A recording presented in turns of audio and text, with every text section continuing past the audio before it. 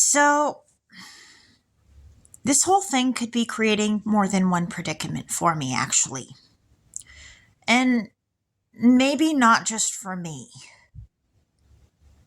but it could be for other people as well. So, Danielle Harris was on One Tree Hill, and they have a character named Cheryl on there, and Sophia Bush. And my dad told me that I was like eighth cousin in line or something to the Bush family. Now I have more than one predicament here. I found out somebody named Bush was the neighbor of Polly Klaas. And when Richard Allen Davis was creeping around outside of Polly Klaas's house, he did nothing to report it or stop it. And Polly was kidnapped, raped, and murdered. And now this is where it gets really weird for me. Now, I didn't meet Polly Klaas or really know her. But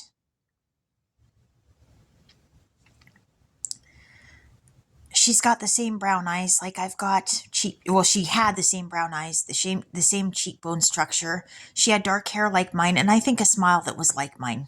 Well, back in the day when my smile was a bit nicer. Right now, my smile needs, I think, a bit of tweaking. But that's beside the point, and that's superficial at best. But, okay, so Bob Klaas was on, or I think Dan Klaas was on Party of Five, with which Mark Metcalf was on, Monet Mazer, and what was her name?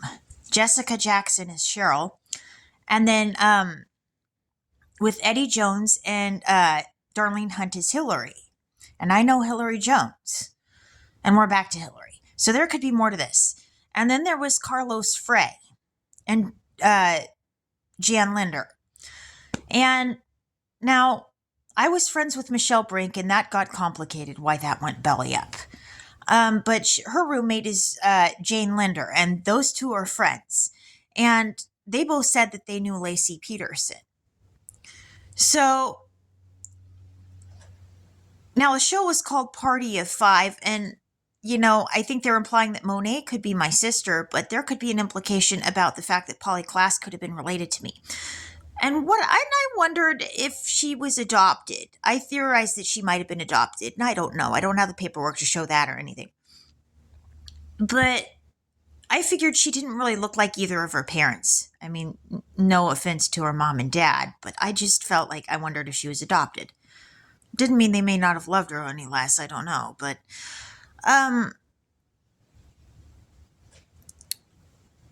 my dad did take us to see a play that Polly Klaas was in, and I forget what it was called, and it was at the it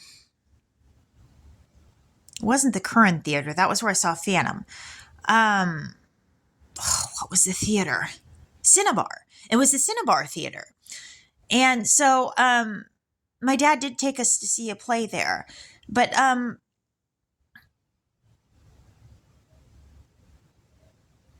what was I going to say? Well, what makes that complicated is that I could be related to Polly Klaas, and I could also be related to the Bush family. And George Bush was the president of the United States, and Sophia Bush was on One Tree Hill.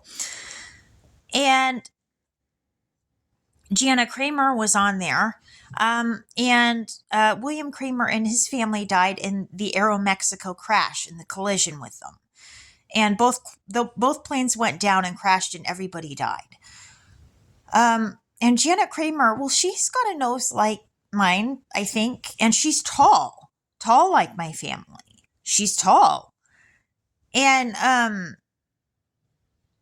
but on One Tree Hill, the cast, Sophia Bush in particular was saying, and along with Hillary Burton, she was saying that Mark Schwann was harassing the crew. And so I've got the predicament of, if I investigate one thing, I've got like issues with my family where one thing affects right into the other, and that could be my family. And so this gets complicated and messy very fast. And Joanna Kearns, who was on Growing Pains, which my sister was in, and in Charlie's Angels, directed an episode of One Tree Hill. And so, like, I'm having to wonder if things are intersecting into each other and what they know. Now, Mike Kearns was the dare officer at my school when I was going to school. And his daughter, Katie Kearns, was in leadership when I was going to school. And Mike Kearns was in the police department when Polly Klaas was kidnapped and murdered. She was kidnapped, raped, and murdered. And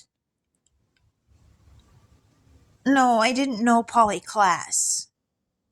But when I heard about that, I just cried. I couldn't imagine anybody doing that to a 12-year-old girl. I couldn't picture anybody doing that. Or go, and I thought about what she must have went through, and I cried. I just cried. And there were times when I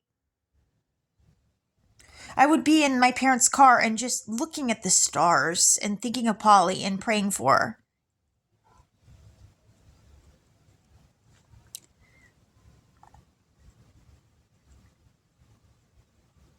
And Winona Ryder was in Girl Interrupted with Joanna Kearns, and her lawyer was Scott Peterson's lawyer.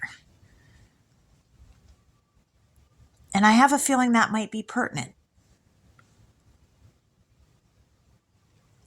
Yeah, I think so.